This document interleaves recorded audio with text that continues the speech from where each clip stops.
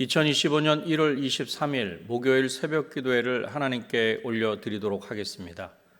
오늘 이 시간에 함께 보실 하나님의 말씀은 아모스서 3장 말씀입니다. 아모스 3장 말씀을 제가 봉독해 드리도록 하겠습니다. 이스라엘 자손들아, 여호와께서 너희에 대하여 이르시는 이 말씀을 들으라.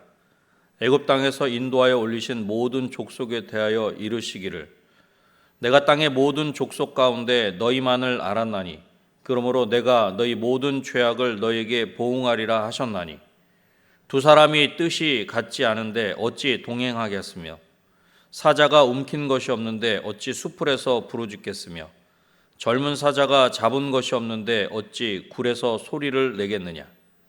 덫을 땅에 놓지 않았는데 새가 어찌 거기 치이겠으며 잡힌 것이 없는데 덫이 어찌 땅에서 튀겠느냐. 성읍에서 나팔이 울리는데 백성이 어찌 두려워하지 아니하겠으며 여호와의 행하심이 없는데 재앙이 어찌 성읍에 임하겠느냐. 주 여호와께서는 자기의 비밀을 그종 선지자들에게 보이지 아니하시고는 결코 행하심이 없으시리라. 사자가 부르짖은즉 누가 두려워하지 아니하겠느냐.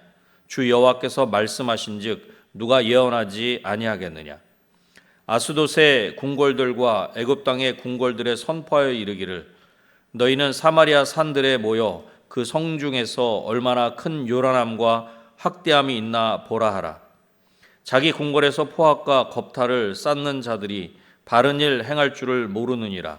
여호와의 말씀이니라. 그러므로 주 여호와께서 이와 같이 말씀하시되 이 땅 사면에 대적이 있어 내 힘을 쇠하게 하며 내 궁궐을 약탈하리라. 여호와께서 이와 같이 말씀하시되 목자가 사자 입에서 양의 두 다리나 귀 조각을 건져냄과 같이 사마리아에서 침상 모서리에나 걸상의 방석에 앉은 이스라엘 자손도 건져냄을 입으리라. 주 여호와 만군의 하나님의 말씀이니라. 너희는 듣고 야곱의 족속에게 증언하라. 내가 이스라엘의 모든 죄를 보응하는 날에 베델의 제단들을 벌하여 그 제단의 뿔들을 꺾고 땅에 떨어뜨리고 겨울궁과 여름궁을 치리니 상하 궁들이 파괴되며 큰 궁들이 무너지리라. 여호와의 말씀이니라. 아멘.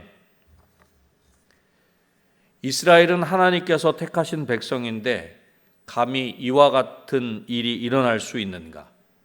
아모스 선지자는 무슨 자격과 무슨 권위로 하나님의 말씀을 전하고 있는가? 그리고 무엇보다 이스라엘은 하나님 앞에서 무슨 잘못을 저질렀기에 하나님께서 심판하신다고 하시는가? 오늘 본문은 이와 같은 질문을 통해 세 가지를 강조하는 것을 볼 수 있습니다. 오늘 보면 아모스 3장을 중심으로 질문을 통해 강조하는 것이라는 제목으로 말씀을 나누고자 합니다. 질문을 통해 강조하는 것은 첫 번째로 하나님 백성의 책임을 강조합니다. 하나님께서 이스라엘 백성을 향한 관심과 사랑을 함축적으로 표현하는 것을 볼 수 있습니다. 본문 1절 말씀입니다. 이스라엘 자손들아, 여호와께서 너희에 대하여 이르시는 이 말씀을 들으라. 애굽 땅에서 인도하여 올리신 모든 족속에 대하여 이르시기를.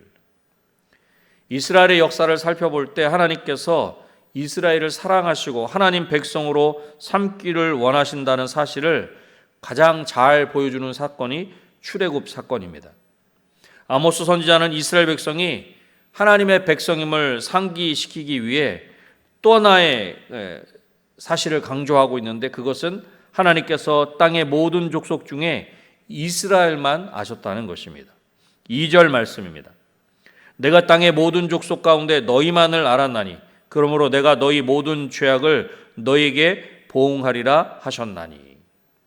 본문 2절에서 사용된 알다, 야다는 지식적인 이해를 뜻하기보다 친밀한 관계를 통한 체험적인 이해를 의미하는 것입니다. 하나님은 이스라엘을 사랑하셔서 애굽 땅에서 출애굽하도록 인도해 주셨습니다.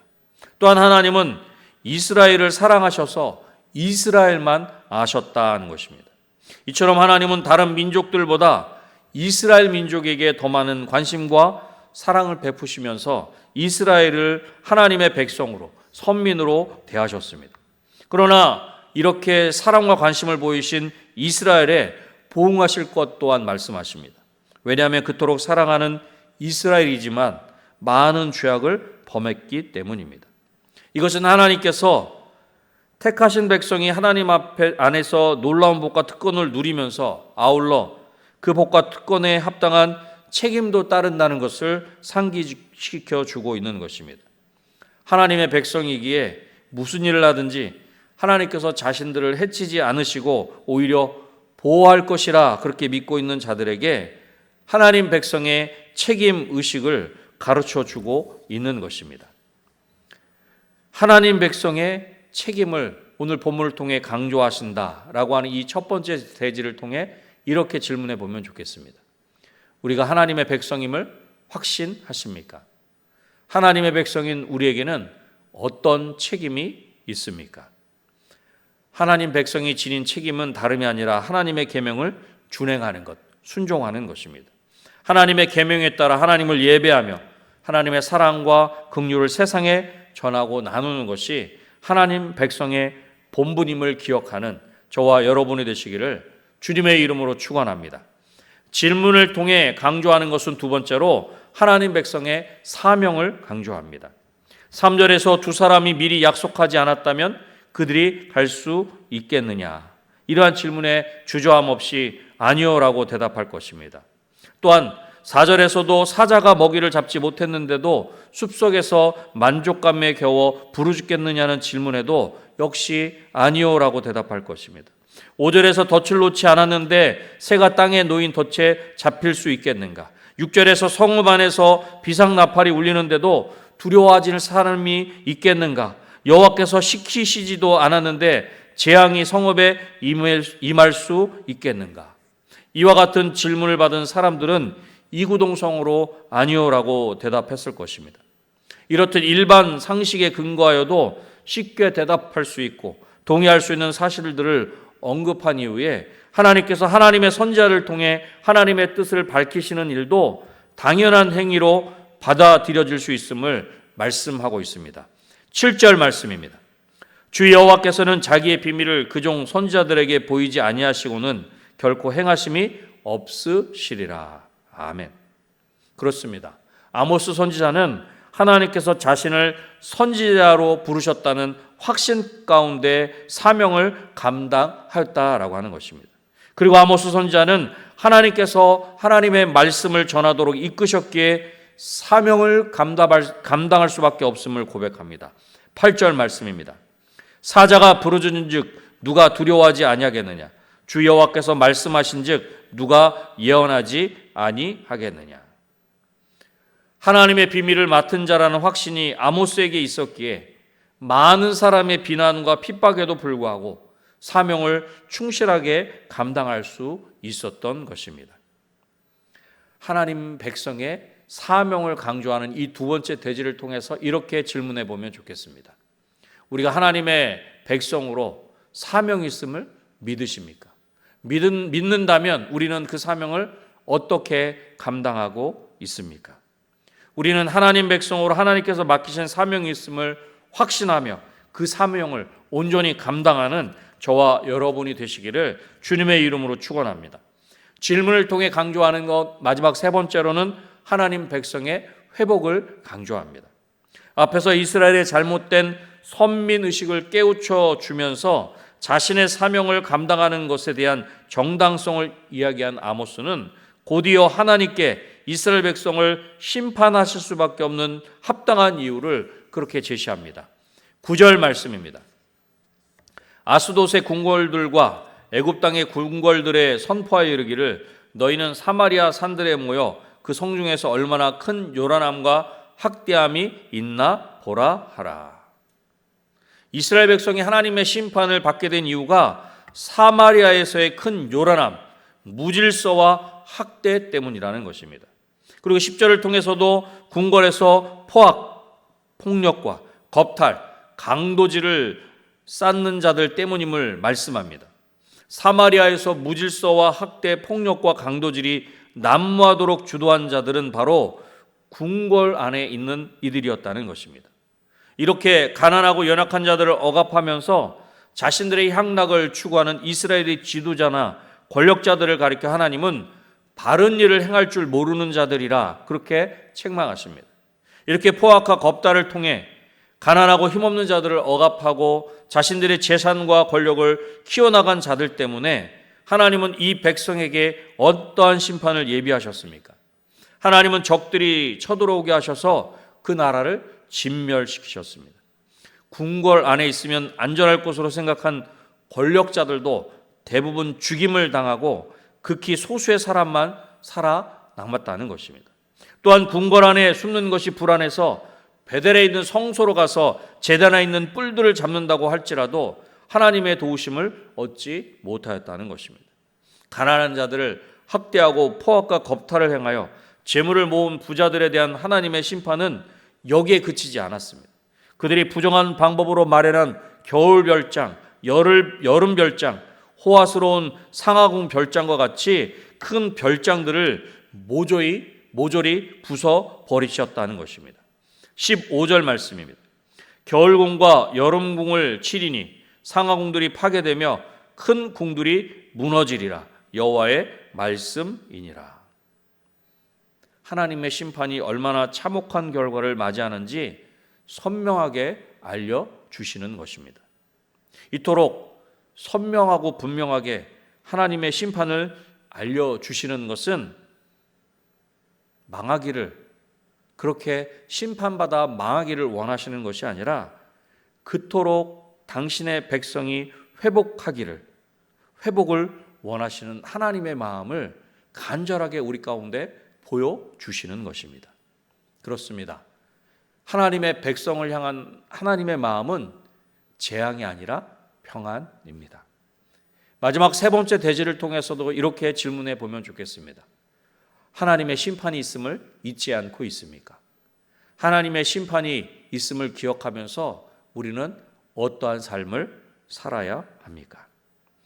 말씀을 맺겠습니다. 오늘 본문의 질문을 통해 우리 가운데 강조해 주시는 것이 있습니다. 하나님 백성의 책임을 강조하십니다. 하나님 백성의 사명을 강조하십니다. 하나님 백성의 회복을 강조하십니다. 오늘도 하나님의 백성으로 책임과 사명이 있음을 기억하는 중에 하나님의 백성답게 살아갈 뿐만 아니라 하나님을 더욱 기뻐하며 하나님의 뜻을 온전히 이루는 저와 여러분의 삶이 되시기를 다시 한번 주님의 이름으로 축원합니다. 기도하겠습니다. 하나님 아버지 감사합니다. 오늘 말씀을 통해 우리가 다시 한번 알아야 하고 기억해야 하고 또 우리 마음 가운데 품고 그렇게 살아내도록 힘써야 할 것을 우리에게 들려주시고 다시 한번 우리 마음 가운데 품게 하시니 감사합니다. 우리는 하나님의 백성으로 책임이 있고 사명이 있고 무엇보다 하나님의 백성을 향한 자녀를 향한 마음은 재앙이 아니라 평안이라 말씀하신 것을 기억하는 중에 하나님께서 우리 가운데 말씀하실 때 깨닫게 하시고 돌이키게 하시고 진정으로 하나님 아버지께로 온전히 나아가는 우리의 삶이 되게 하여 주시옵소서. 하나님 몸된 은혜광성교회를 위해서 간절히 기도합니다. 하나님의 은혜를 받은 교회와 성도가 되게 하시고 그 받은 은혜를 힘입어 우리 삶의 자리에 또한 하나님이 원하시는 그 자리에서 봉사하게 하시고 또한 하나님과 함께 하나님의 사람과 함께하는 교회로 예수 그리스도 안에서 신랑이신 예수 그리스도 안에서 잔치하는 우리 은혜광성교회가 되게 하여 주시옵소서. 그리하여 우리 은혜광성교회를 통해 이 지역사회가 하나님 앞에 나아갈 수 있도록 도와주시고 하나님으로 말미암아 기뻐하며 감사하며 예수 그리스도로 말미암아 잔치하는 귀한 역사가 우리 은혜광성교회를 통해 이 지역사회 가운데 모든 민족과 열방 가운데 온전히 임할 수 있도록 주님 은혜를 더하여 주시옵소서. 특별히 이 나라와 민족을 위해 또한 한국 교회를 위해 기도합니다. 하나님 그 어느 때보다 깨어서 기도할 때이며 그 어느 때보다 하나님의 뜻을 분별할 때인 줄로 믿습니다. 하나님의 뜻을 온전히 분별하여 그 뜻 가운데 순종하며 그 뜻을 위해 우리가 있는 그 자리에서 기도하게 하시고 나라와 민족을 위해 간절히 부르짖는 중에 지금의 나라의 모든 어려움과 위기들이 오히려 기회가 되게 하여 주시옵소서. 이 시간 위에 여러 가지 기도의 제목을 가지고 하나님 앞에 간절히 부르짖어 하릴 때에도 하나님 그 모든 기도가 하나님 앞에 상달되게 하시고 하나님이 그 기도를 들으시고 구체적으로 일하시고 행하시고 성취하시는 것을 우리의 눈으로 보게 하시고 우리의 삶으로 온전히 체험할 수 있도록 경험할 수 있도록 주님 은혜를 더하여 주시옵소서. 모든 것을 하나님께 온전히 맡겨드리오며 예수님의 이름으로 기도드립니다. 아멘.